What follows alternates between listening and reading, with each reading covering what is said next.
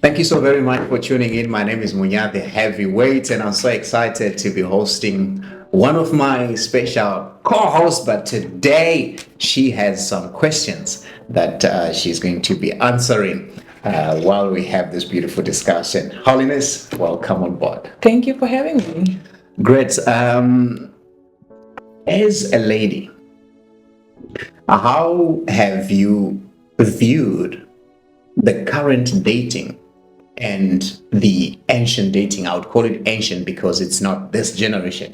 We have this 21st century, and we have our mothers that were, married long time ago. How would you view? What's your view? What's your take? Do you think the girls now are just dating for what they can get out of the date, or they are dating for the sake of understanding the importance of relationship and getting into marriage?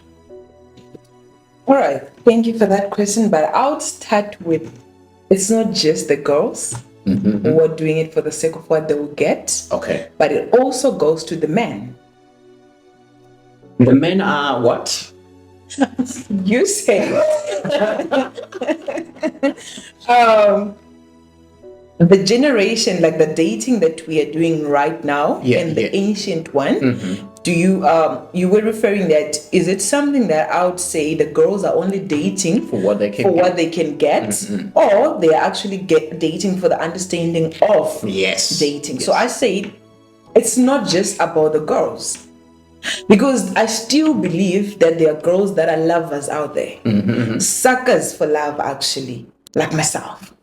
But you now meet some guy. Still yet to find out. But now you meet somebody, a guy, obviously, who has no clue what love is or even what dating is. And they're just there for what they get. They are actually men who also, I can't say gold diggers, but they also want to be taken care of. Yeah, let's call them by ladies. gold diggers. Gold, I don't know, gold, whatever, gold miners. whatever. But I would hate to say a gold digger, because Have you ever dated a guy that really, did nothing and you took care of him? I did. Wow. And how did it make you feel? By nothing, you mean that you never did anything for me? Yeah. The guy is not Yes. a visionary. The guy is just sitting there. And I did. How did you handle that? That's why I'm here now. Single. And did he understand the reason why he had to be dumped? So we had a conversation about it. Like, if I remember correctly, it was more than 3 times. So it's like when a lady complains to you, you feel like she's being too much, but she's letting you know the worries that she has. And now you feel like she's being too much, but she's letting you know. And when I let you know for a certain period of time, I will stop. Because I'm not willing to raise a man who has got whatever things that's going on in his head. No, we can't do that. So if I tell you for a certain period of time and I see no change in that, I'll excuse myself. We are in the days of iPhones and iPads, and would you date a guy without an iPhone? I would. It's just a phone. Would you date a guy who cannot buy you flowers? If he doesn't buy me flowers, he must have something that he buys me. I can't just say not because of flowers. He can take you to fish and chips. Fish and chips? Nearby.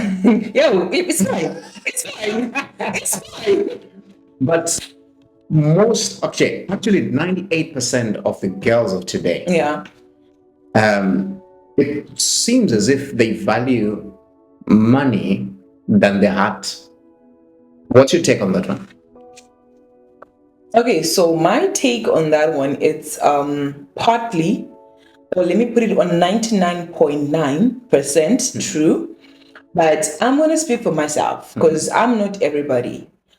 I value love, your time, your affection as a man. By your time, I'm not saying just because we are dating, we have to be texting each other the whole day. Because once we start texting the whole day, I get worried on what you do. Since you're just talking to me. But I would want to have somebody who checks in. There's this thing that we call checking in, that you can't tell me that you wake up in the morning, no good morning, no anything. And then you come back at, let's say, around 4 p.m. and you're like, hey, busy. babe, I was busy at work. Like, come on. I was busy. I was busy No, doing something. no. Maybe I work in a mine. You know what? I'm a mechanic. I'm under the truck. You know what? I've got a brother. My brother is in Rustenburg. He works at the mine, and his lady, he texts, he calls. The moment, especially like the moment that he's out from the mine, like from down there, he calls, hey love, I just finished. I'll be on my way. But is there a place of understanding, looking at the nature of a job that one does and say, okay, fine, maybe if the person leaves home at 8 a.m., the next open time is going to be 4 p.m.? All right, so that thing of having like an open time that you can say this person will have this much time, that's where I think the importance of checking in comes through.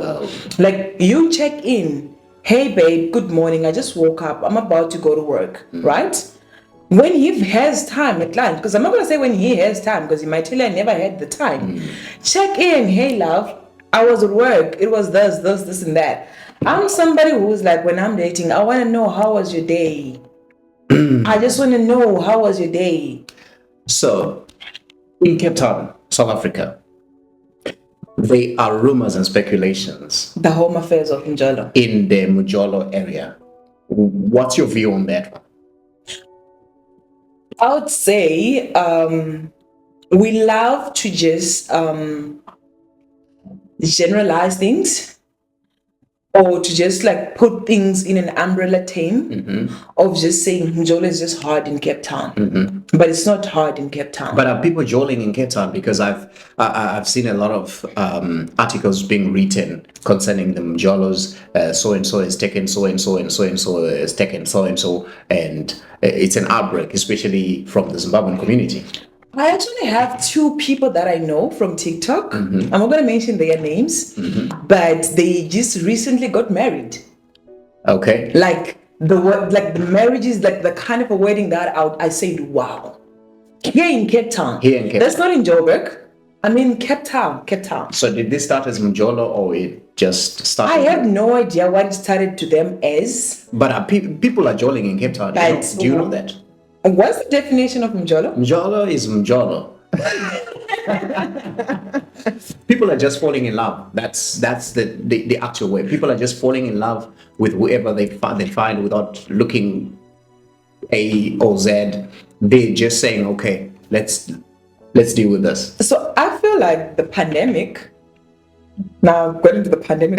The pandemic of it, it's more on those that are married already. The ones that now feels like they need their soulmates. Okay.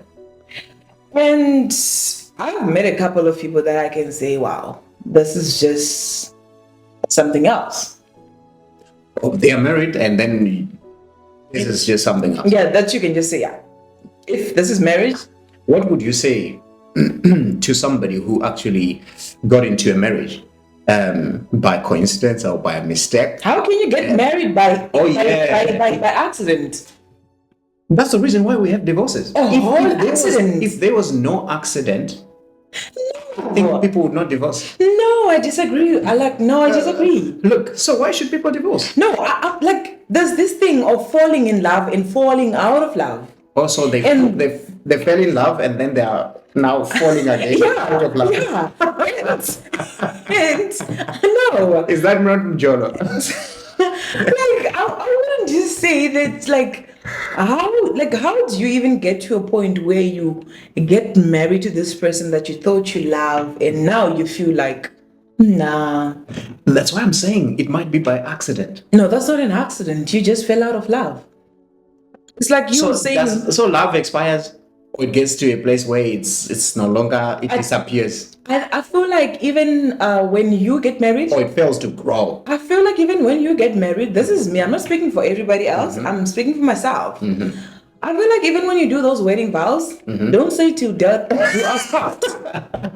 You should What should you do say? more of as long as this feels healthy and Oh, comfortable for the both of us. do you think you agree with some religious leaders? Because I mean, they believe this is a statement that binds or that makes the vow heavy or weighty. Only for you to find out that the prophet who did that is sleeping on the couch. That's just what I think. I don't care what somebody says or what I just say, but I mean, as long as this feels healthy for us. And there's something that I always have a conversation about with my brother's wife, who's my best friend, of course. We introduced something that we spoke about having a heart-to-heart conversation with your partner. Heart to heart. A heart-to-heart conversation, it's one of those conversations where you and your partner, you are in a good let me say mood, let me just use mood, and you get to sit down, just the two of you, be it in your bedroom, you just sit down and you start asking each other, love, I normally just love to use love to a partner. Love, what is it that you feel like I'm doing that's not making you feel comfortable, or that you feel like I'm kind of like slacking on this? What is it that you feel that I need to adjust or I need to do that you feel that this is not okay on my side? And at that point, it's not one of those points that you stand up and you're moody. No, we are telling each other the truth. And now it's up to us. Do we really want to fix those things or not? Because if we have a heart-to-heart conversation 2 times or 3 times, and we're talking about the same thing. Does that happen on a relationship level or in a marital level? Okay, so I once tried it in a relationship level, and I ended up being single. What would you say was the reason? Did the other part did not? Is it that they didn't understand you, or they were just ignorant to tackle the suggestion? So the heart-to-heart that I had wasn't just on me saying the things that I don't like, but I got to ask, like, there are things that you check if you're in a relationship with somebody.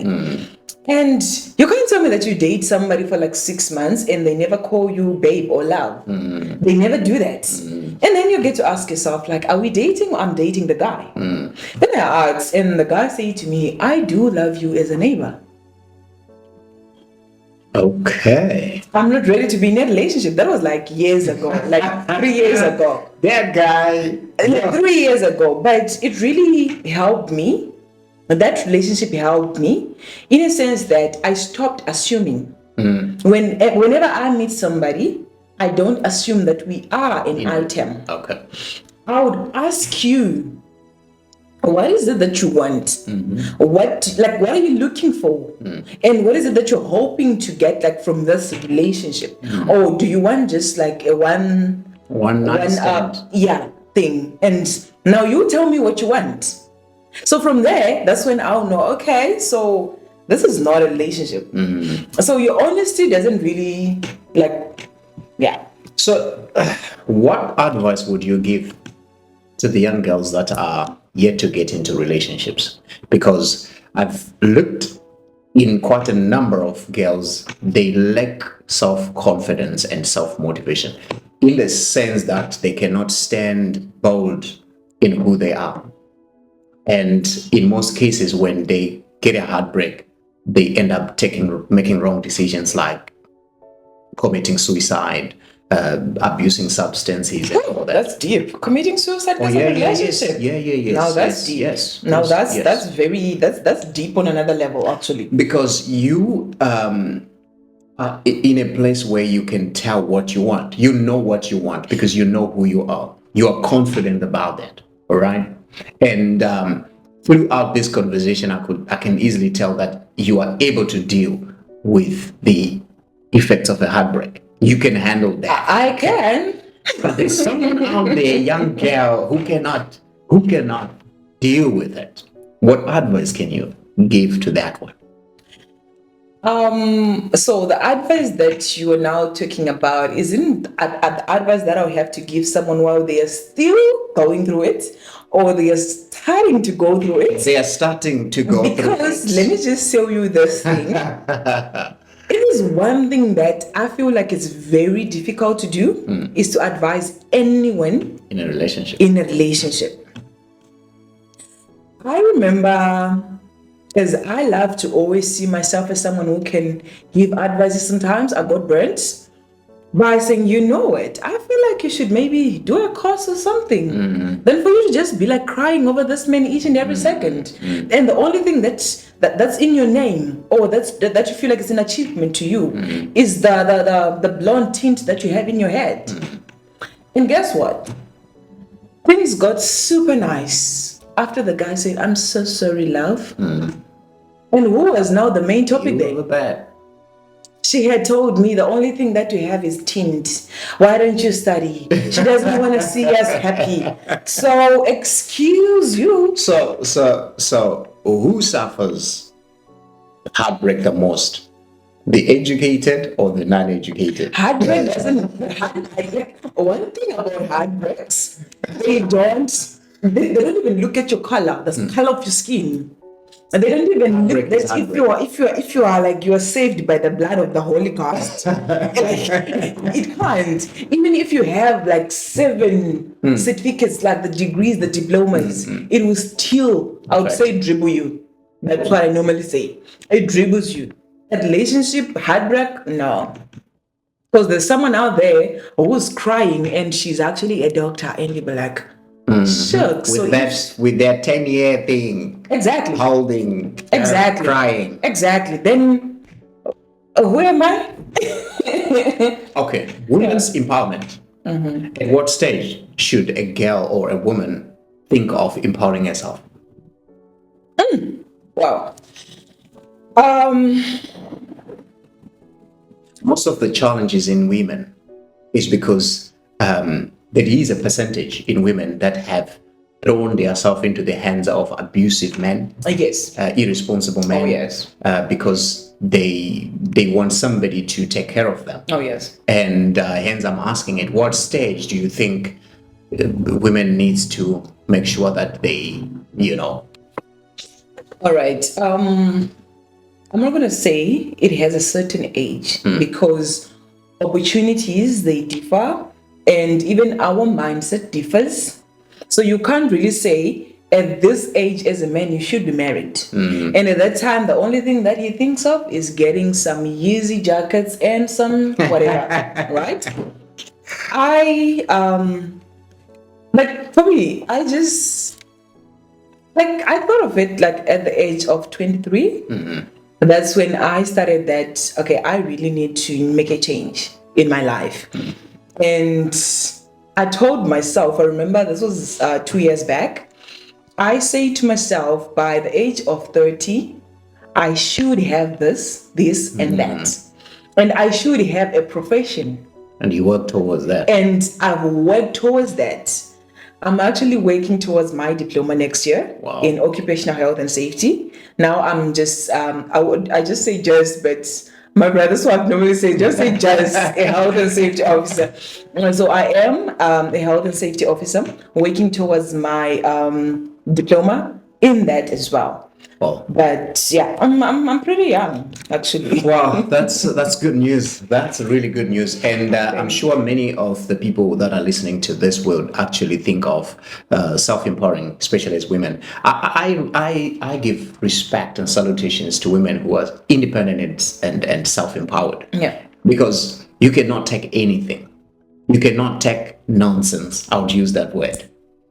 It's one other thing if you depend on someone or you're expecting a slice of bread from brother Thomas or Judas Iscariot, and then Judas Iscariot says, roll 3 times first before I give you that slice of bread. Exactly. You end up losing your value. Exactly. I feel like ladies are actually going through a lot.